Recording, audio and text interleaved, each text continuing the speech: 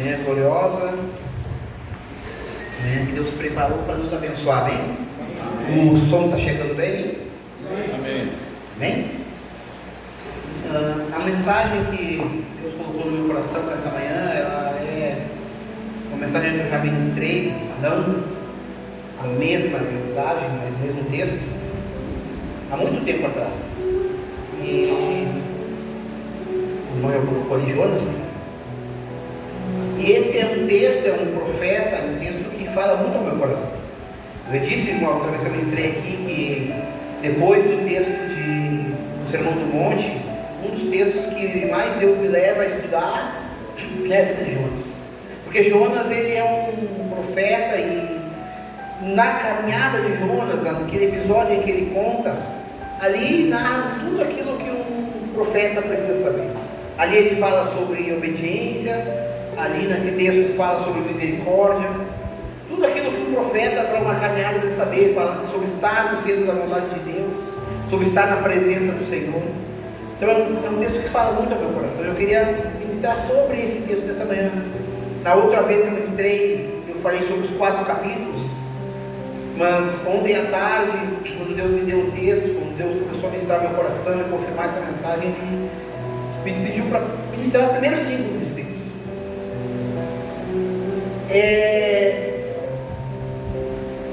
Eu falei sobre os primeiros 5 versículos da outra vez, mas eu falei muito rápido, porque eu tinha que falar sobre os 4 capítulos.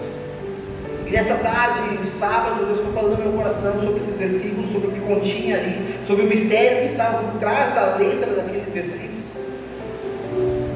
E me mandou, me ordenou pregar essa mensagem. Jonas, ele é um dos profetas menores. Os judeus, eles colocam os profetas em categorias, os profetas maiores e os profetas menores, segundo a obra de cada profeta. Jonas, ele tem somente esse livro, e esse livro contém somente 4 capítulos. E os 4 capítulos do livro de Jonas narram a mesma história. Do versículo 1, do capítulo 1 até o último capítulo, ele narra a mesma história. Uma história muito conhecida, uma história que tem filmes falando sobre essa história, tem desenhos falando sobre essa história. Qualquer pessoa que você sair aí na rua e perguntar sobre Jonas, muitos não vão saber quem é, mas se você perguntar sobre o homem que foi engolido por um peixe grande, todo mundo já ouviu falar dessa história. Mesmo os ímpios já ouviram falar, já viram algum desenho. Então não é difícil falar sobre Jonas, porque a igreja toda conhece. Jonas, ele era da tribo de Benjamim, que era um profeta. Pode falar. Quando Deus então fala com Jonas, no versículo 1 diz, depois dos 5 versículos, depois eu venho de um por um.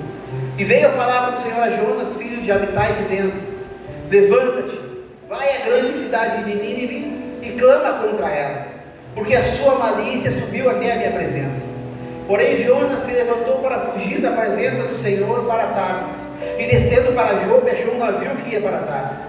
Pagou, pois, a sua passagem e desceu para dentro dele, para ir com eles para Tarsis, para longe da presença do Senhor. Mas o Senhor mandou ao mar um grande vento, e fez-se no mar uma forte tempestade, e o navio estava a ponto de quebrar-se. Então temeram os marinheiros e clamaram cada um a seu Deus, e lançaram ao mar as cargas que estavam no navio, para aliviarem o seu peso. Jonas, porém, desceu ao porão do navio, e tendo-se deitado, dormia um profundo sono. Senhor, muito obrigado por esta manhã. Muito obrigado por essa palavra que colocaste no meu coração ontem à tarde para ministrar nesta manhã. Senhor, eu sei que Tu falarás coisas muito fortes nesta manhã.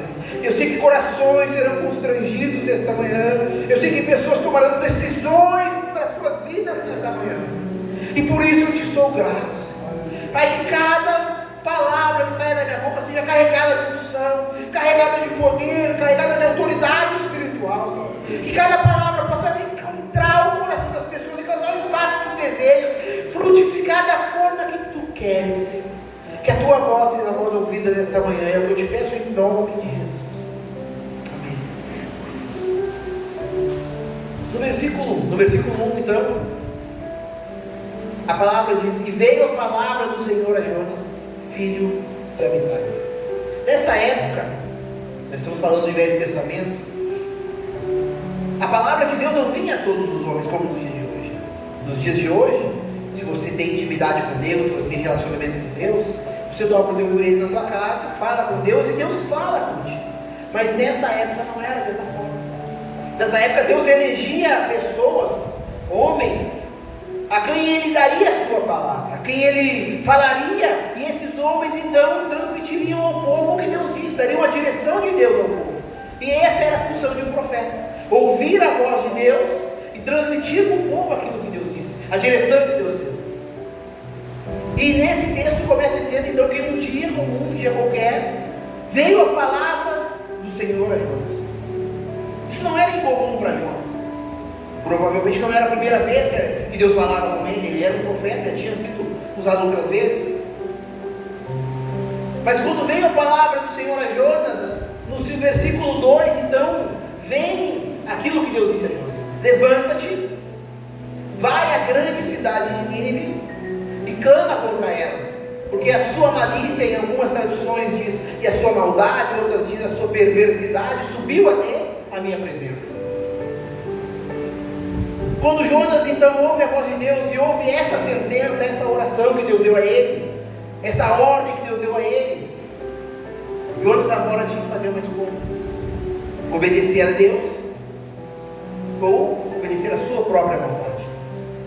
Sabe, um grande pregador no Brasil, há muito tempo eu ouvi uma mensagem e ele disse essa sentença e eu nunca esqueci.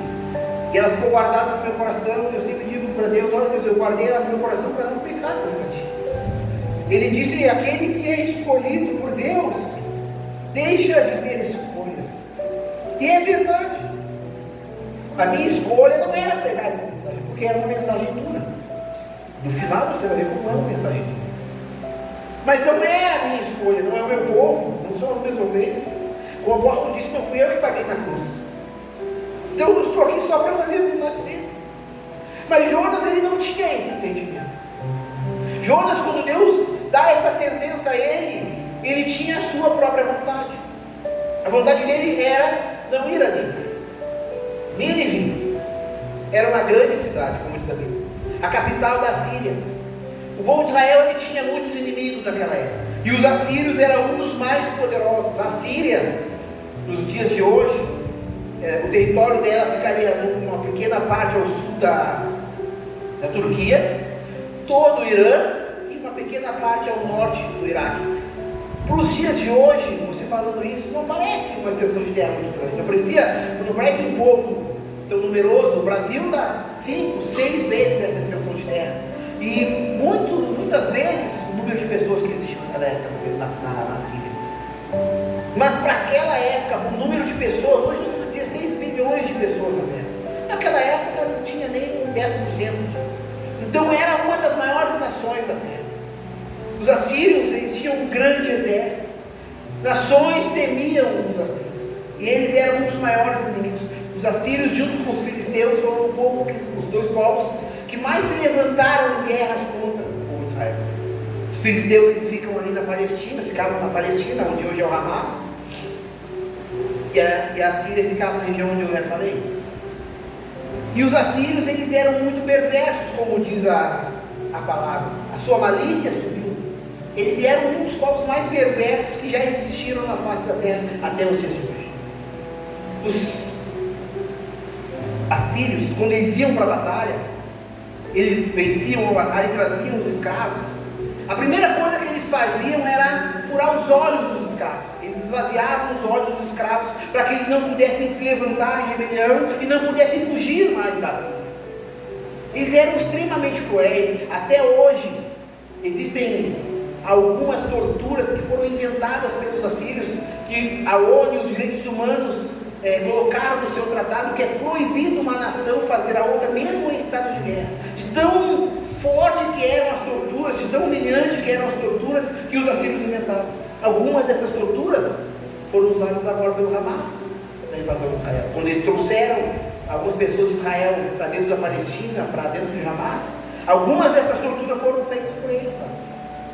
Existem vídeos na internet, vídeos que foram colocados para autoridades que estavam ao lado do Hamas, contra Israel. Então foi passado, Israel passou esse vídeo do que eles fizeram com crianças, do que eles fizeram com mulheres, e na mesma hora as pessoas mudaram de opinião. De tão forte que eram as torturas que os Amazitas fizeram. Eram as mesmas torturas que foram inventadas por este povo. Os assírios. Era muito perverso. Por isso, Deus disse que a malícia subiu. Nesse dia, quando Deus fala com Jonas, é o dia que Deus diz basta. Você sabia que existe um dia que Deus diz basta? Esse é o dia que Deus disse basta. Na Bíblia há vários dias que Deus disse basta durante a palavra.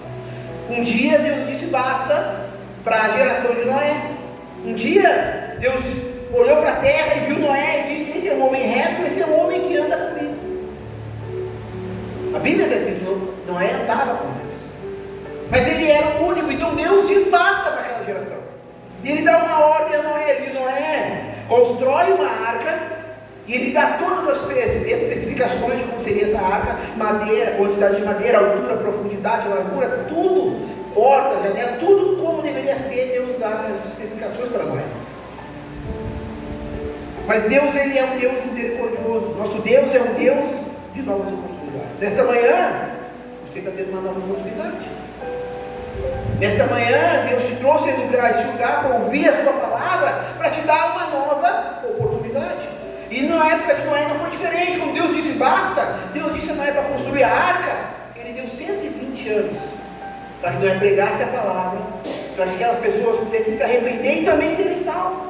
Elas estavam tendo uma oportunidade. Enquanto Noé construía a arca, ele pregava para aquelas pessoas. Ele dizia: olha, virá um dilúvio, virá uma chuva tão grande que vai inundar a terra, e todos os animais, as plantas, e todos os seres humanos, todo o ser vivo vai morrer, se não se arrepender.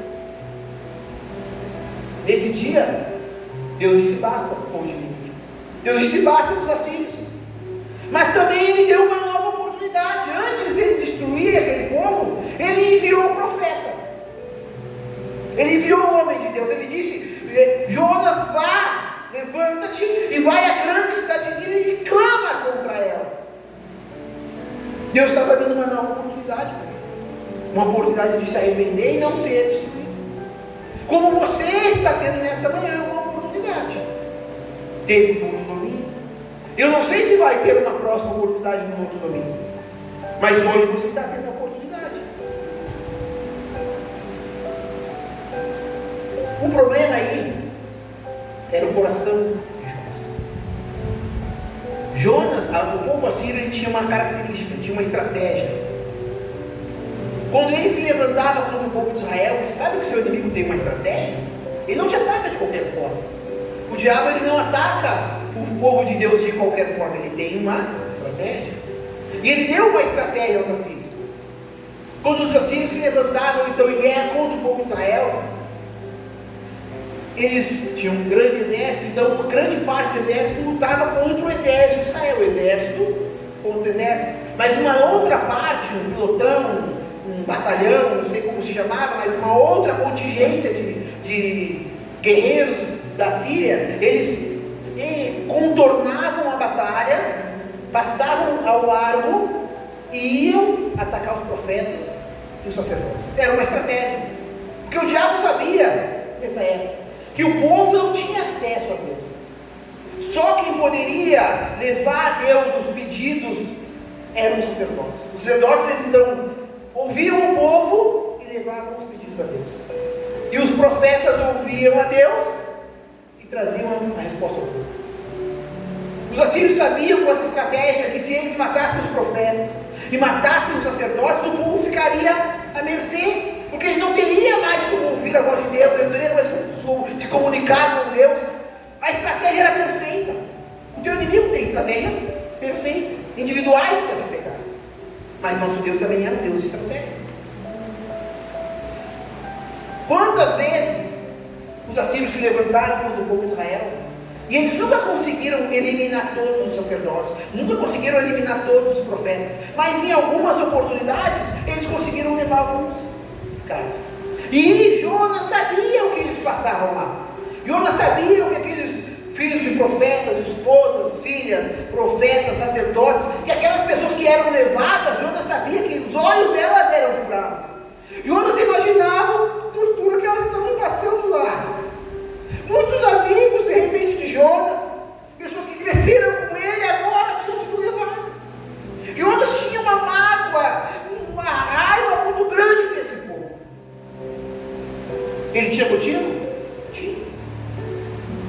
E da mesma forma nós agimos muitas vezes. Você tem motivo muitas vezes. Eu não vou pregar lá para aquele patrão endemoniado que só fica me escravizando, que me paga um salário de fome, que fica me humilhando. Eu não vou pregar para ele, ele não merece, ele não é digno. Jonas pensava assim. Jonas dizia: eu pregar para esse povo perverso, esse povo que já matou muitos dos meus, esse povo que a primeira coisa que eles querem fazer quando eles vêm invadir Israel é tentar me matar e matar os meus parentes, que são profetas. Eu não vou pregar para esse povo. E muitos de nós temos a mesma atitude. Achamos que o fulano não merece, que o vizinho lá não merece, porque ele fica fazendo barulho, não deixou dormir, o cachorro dele fica latindo, esta praga. E nós também achamos que eles não são merecedores. Por acaso você é digno? Você é merecedor? Quando Jesus enviou alguém para falar contigo, você merecia a misericórdia e a graça de Deus sobre a tua vida? Isso que outros não entendiam. E é o que muitos de nós também não entendem. Muitos ainda têm esse mesmo coração de Jonas, que olha para as pessoas, em vez de olhar, independente do que elas fizeram, sabendo que a luta não é contra a carne, nem contra a sangue, mas é contra os espíritos, potestades e os principados que estão agindo na vida daquelas pessoas. Eles olham e condenam as pessoas e acham que elas merecem aquela vida que estão tendo. Vida de escravidão, vida de humilhação, vida de presa nas drogas, da prostituição. É assim mesmo, ele que se errado, eu não vou falar para ele. Jonas pensava assim. Esse era o coração do profeta. Mas Deus não pensa assim. Deus olhava o povo de Nínive como criaturas que Ele criou, como pessoas que estavam escravizadas, que estavam acorrentadas no mundo espiritual, mas que Ele poderia enviar alguém lá para libertar essas pessoas. E Deus age da mesma forma nos dias de hoje. Ele vê as pessoas que estão lá fora, o assassino, o traficante, o maconheiro, seja para quem for, ele olha como pessoas que estão escravizadas e precisam que alguém seja enviado para falar com eles, para pregar a verdade para eles. E muitas vezes nós não temos essa visão desse coração, não entendemos isso, como Jonas não entendia. E aí, depois desses 2 versículos, vem a decisão. Deus falou. Deus disse qual era a vontade dele para Jonas. Vai a Nínive e clama contra ela. Essa era a vontade de Deus. Mas e a vontade do homem qual era? Jonas tinha que ter uma escolha. Como você e eu temos que fazer. A nossa vontade ou a vontade de Deus? É muito difícil, é quase impossível que a minha vontade coincida com a vontade de Deus. Eu quero dormir, Deus quer que eu levante na madrugada para orar. Eu quero comer, Deus quer que eu jejue. É muito difícil que a minha vontade seja a mesma de Deus. E nesse caso a vontade de Jonas também não era a mesma. Mas o que ele tinha que entender é que ele não tinha escolha. O que ele tinha que entender é que a vontade dele tinha que ser colocada de lado e ele obedecer à voz de Deus. Mas não é isso que ele faz. O versículo 13 diz assim: porém Jonas se levantou para fugir da presença do Senhor para Tarsis. Tarsis era uma cidade que ficava para a direita, Nínive para a esquerda. Ele estava indo totalmente contra a vontade de Deus. A direção que ele escolheu, a decisão que ele tomou, levava ele totalmente para longe do centro da vontade de Deus. Hoje a vontade de Deus era que muitos estivessem aqui. Hoje a vontade de Deus era que muitos ouvissem essa mensagem. Mas pessoas tomaram outras decisões. Quiseram estar em outros lugares, visitar parentes, receber parentes em casa, eu não sei, Deus sabe. Mas eles não estão aqui. A vontade da pessoa prevaleceu. Ela fez a sua vontade nessa manhã, e não a vontade de Deus. Jonas então ele decidiu ir para Tarsis. E descendo a Jope, achou um navio que ia para Tarsis. Pagou o boi de sua passagem e desceu para dentro dele, para ir com eles para Tarsis, para longe da presença de Deus. Essa foi a decisão dele. Qual a decisão que você tem tomado? Quando eu li esse versículo e o Espírito Santo começou a ministrar o coração, ele me mostrou decisões que eu tomei que estavam me levando devagar para longe do centro da vontade dele. Nessa manhã você tem que fazer essa reflexão. Você tem que perguntar para o Espírito Santo, quais são as decisões que eu tenho tomado que têm me levado para longe da tua vontade, para longe da tua presença. São amizades, são lugares, são programas de televisão. O que tem me levado para longe da tua presença? É uma reflexão que você tem que fazer. Ele vai te responder. Se você perguntar, ele responde. Eu dou o rei da fala. Pode passar o próximo.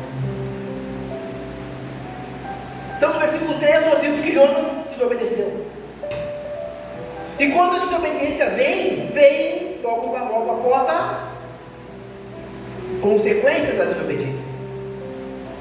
E o versículo 4 diz: mas o Senhor mandou no mar um grande vento, e fez-se no mar uma forte tempestade, e o navio estava a ponto de quebrar. Essa é a consequência da desobediência de Jonas.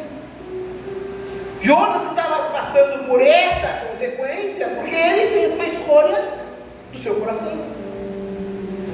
Muitas vezes nós passamos a mesma coisa. Muitas pessoas hoje passam por um grande vento, por uma grande tempestade, por uma tsunami espiritual, porque escolheram errado. Porque um versículo antes na sua vida, escolheram desobedecer ao que Deus disse. O que Deus disse para Jonas, ele falou ao ouvido de Jonas. Mas hoje, já existe a palavra de Deus. Hoje tem a palavra de Deus. Você não precisa ouvir, esperar Deus falar no teu ouvido. Existe aqui uma palavra, que é um manual. Se você não segue o que está escrito aqui, você não está na presença de Deus. Você está indo para Tarsis, não para mim. Não há como você estar indo para onde Deus está te mandando e estar contra essa palavra. O que está escrito aqui, essa palavra é a palavra de Deus. Ela é a verdade. Se você não está obedecendo, como Jonas não estava obedecendo a palavra de Deus, essa é a palavra de Deus para você. Se você não está em obediência a essa palavra, você está à mercê de uma ventania, de uma tempestade, porque é a tua decisão. Entenda isso. Você tem que assumir a tua responsabilidade. Não adianta dizer que é responsabilidade, mas o pastor, o apóstolo, mas o meu pai, a minha esposa. A responsabilidade é tua. Jonas não poderia colocar a responsabilidade, Deus, anda outro, por que tem que ser eu? Era ele a escolha de Deus. A escolha de Deus é você que está aqui nesta manhã. Se há uma ventania na tua casa, se há uma tempestade na tua casa, a escolha de Deus para acabar com essa tempestade é você está aqui nesta manhã. Jonas era o único que podia acabar com essa tempestade. O versículo 5 diz assim: então temeram os marinheiros, e clamavam cada um o seu Deus, e lançaram ao mar as cargas que estavam no navio, para aliviarem do seu peso. Os marinheiros que estavam no navio achavam que eles tinham que aliviar o peso para vencer a tempestade, porque eles viam a tempestade como uma tempestade natural, porque eles eram homens naturais. Eles viam aquela tempestade e o raciocínio deles, a mente deles, levava eles sempre a pensar de uma forma natural de vencer essa tempestade. E na lógica deles de marinheiros, eles tinham que aliviar o peso. Então eles começaram a jogar as coisas fora. Mas essa tempestade, esse vento, veio só por um motivo. Deus mandou esse vento só por um motivo: acordar o profeta. Nesse navio havia um profeta, havia um homem de Deus que estava dormindo um sono profundo, e a tempestade veio para acordar esse homem. Sabe, muitas vezes a tempestade vem sobre a tua vida para você acordar também, porque você, espiritualmente falando, está num sono profundo. Pessoas que estão no mesmo bairro que você, a tua família, os teus parentes, os teus vizinhos, os teus amigos, os teus colegas de trabalho, estão jogando coisas fora, estão perdendo coisas porque você escolheu dormir. Você é o escolhido de Deus. Jonas era o escolhido de Deus. Nenhum deles podia fazer o que Jonas tinha que fazer. Nenhum deles podia acabar com a tempestade. Eles Até aqui, eles estavam perdendo coisas financeiras, cargas, coisas que no próximo ponto eles iriam entregar. Mas o barco estava a ponto de quebrar-se. Se Jonas não acordar, eles iriam morrer, eles iam perder a vida deles. Conosco não é diferente. Você está dormindo e os teus parentes estão na droga, estão no crime, estão na prostituição, porque você está dormindo. E se você não acordar, ele vai perder a vida dele nesse lugar. Porque Deus te escolheu, como escolheu Jonas, para ser alguém que vai pregar para ele essa palavra. Você é o Jonas. Eu sou o Jonas. Se eu não acordar, eles vão morrer. Aqueles marinheiros não sabiam de nada. Eles estavam fazendo tudo o que eles podiam, que eles entendiam, mas a tempestade não era natural. Você sabe que a tempestade não é natural. Você sabe que essa tempestade é consequência de decisões que você tomou e que te levaram a ser alguém que está dormindo no mundo espiritual. Quem dorme não faz nada. O que você faz quando você está dormindo? Nada. Você não come, você não ora, você não vê televisão, você não faz nada quando você está dormindo, você só fica dormindo. E é isso que muitos de nós estamos fazendo no mundo espiritual. Nada! Enquanto pessoas estão perdendo coisas, lançando fora as cargas, perdendo até a sua vida, porque o barco está a ponto de quebrar. E nós estamos dormindo. Nós que somos os escolhidos de Deus, estamos dormindo. Essa manhã, Deus deu essa palavra ontem à tarde, e Ele falava isso muito forte no meu coração. Você vai falar para uma igreja que muitos lá estão dormindo. Eles acreditam que estão acordados, mas não estão fazendo nada, como quem está dormindo também não faz. Teu marido está do teu lado nesta manhã, a tua esposa está do teu lado nesta manhã. Por que será que ela não está do teu lado? Será que realmente você está acordado espiritualmente? Será que aqui você é um crente, mas dentro de casa, quando ele ou ela observa as suas atitudes, mas ele quer me levar para a igreja, fica me convidando, mas está aqui tomando cerveja, mas está ouvindo pagode. Um amigo dele convidou a gente para ir no churrasco mudando lá, que vai ter uma banda lá, e a gente foi primeiro aí, que era se arrumar, mas quer me levar para a igreja? Você está dormindo. Você acha que está acordado, mas espiritualmente você está dormindo. E é por isso que as pessoas estão sofrendo lá fora. É por isso que elas continuam perdendo as suas cargas. Porque o profeta está dormindo. É tempo de acordar, gente. O diabo está levando muita gente. O carnaval hoje está levando milhares de pessoas para o inferno. Milhares de pessoas. E dentre essas pessoas, muitos são os teus parentes que estão indo lá. Que estão indo para um navio que está aqui a ponto de se quebrar. E você está dormindo.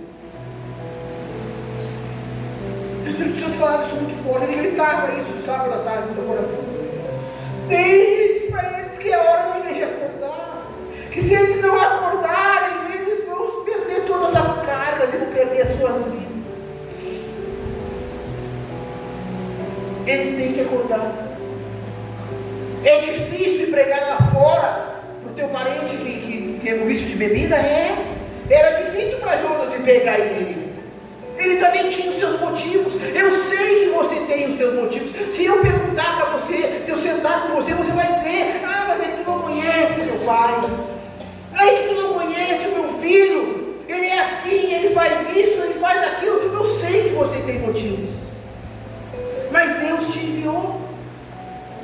A palavra de Deus sobre a tua vida é: vai, levanta-te e vai até Nínive e prega contra ela. Mas a decisão é tua. A consequência da tua decisão também é tua. Se tu obedecer, tu vai ver o teu parente aqui, tu vai ver o teu amigo aqui, porque a palavra não volta vazia, e é uma ordem que Deus nos dá. A palavra dele: ide, pregai, dentro e fora de tempo. É a ordem dele.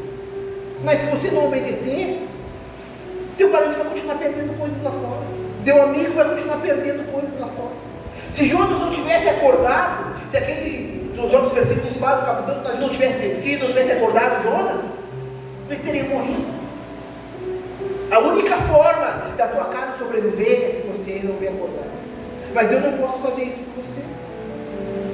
Ninguém aqui pode fazer isso por você. Essa é uma decisão pessoal. Essa decisão era de Jonas. Nenhum outro profeta podia fazer por ele. É isso que você precisa entender nessa manhã. Não importa a situação que teu parente está lá fora.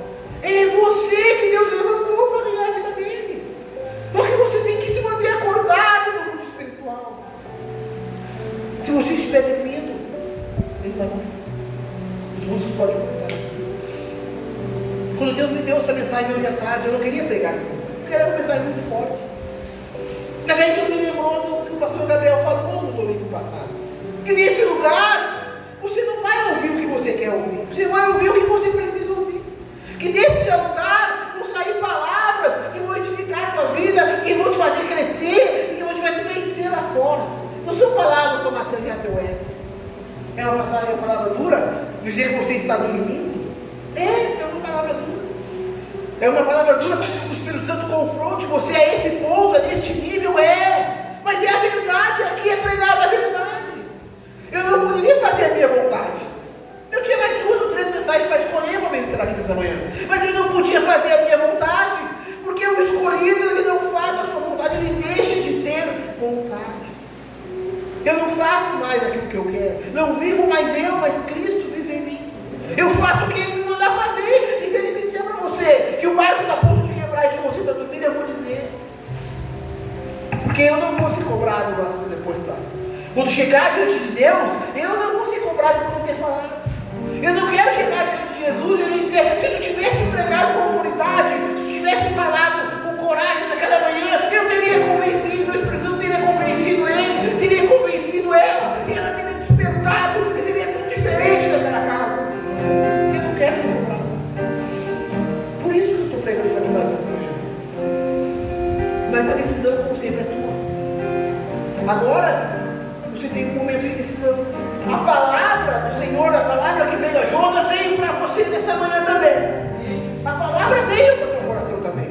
Mas assim como Jonas, a decisão é tua. É você agora que vai decidir. É o momento em que você vai agora falar com Deus. Dizer: Deus, realmente eu estava dormindo. Mas eu não quero mais isso. Eu não quero mais ver pessoas perdendo coisas e sabendo que eu sou o motivo dessa tempestade. Que se eu tivesse acordado, essa tempestade não aconteceria. A decisão é tua. A igreja pode ficar de pé.